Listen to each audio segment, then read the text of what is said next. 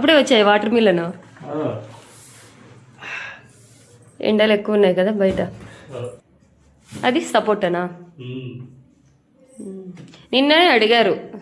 అది water melon school దగ్గర ఉందా? అవునా, 150యా? నేను ఇంకా ఫోన్ తీసుకుపోలే, అందుకు ఇంక రిటర్న్ వచ్చేస్తే. ఎట్లా తీసుకొచ్చినావు చెప్పకముందే. ఇంకా సమ్మర్ అయితే వచ్చేసింది. సమ్మర్తో పాటు సమ్మర్ ఫ్రూట్ కూడా వచ్చేసింది. అదేనండి వాటర్ మిలన్. ఇక్కడ చూడండి బుజ్జి తల్లి ఎగ్జైట్మెంట్. తనకి వాటర్ మిలన్ అంటే చాలా ఇష్టము. సమ్మర్ కోసం వెయిట్ చేస్తుంది అనమాట. మధ్య మధ్యలో కూడా అడుగుతూ ఉంటుంది, కానీ అది సీజనల్ ఫ్రూట్ కదా, ఇంకా సమ్మర్లోనే దొరుకుతుంది అని అయితే చెప్తుంటాము. రీసెంట్గా మొన్న సంక్రాంతి హాలిడేస్లో కూడా అడిగింది అనమాట, నాకు వాటర్ మిలన్ కావాలి అని. అయితే ఈ ఫ్రూట్స్ ఇప్పుడే వచ్చాయి కదా, అవి కొంచెం పండింటాయో లేదో, అంటే పచ్చిగా ఉంటాయి కదా కొన్ని కొన్ని అన్నట్టు. ఇంకా నేను కొంచెమే హోల్ పెట్టి చూశాను అనమాట. బాగానే పండింది, చాలా స్వీట్గా కూడా ఉందండి. రెడ్ కలర్లో ఉంది ఫ్రూట్ అయితే, చాలా బాగుంది.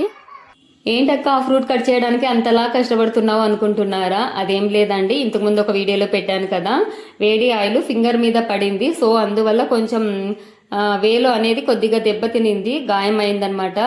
అందువల్ల నాకు కట్ చేయడానికి అసలు రావట్లేదు, కత్తి అస్సలు పట్టుకోవడానికి రావట్లేదు.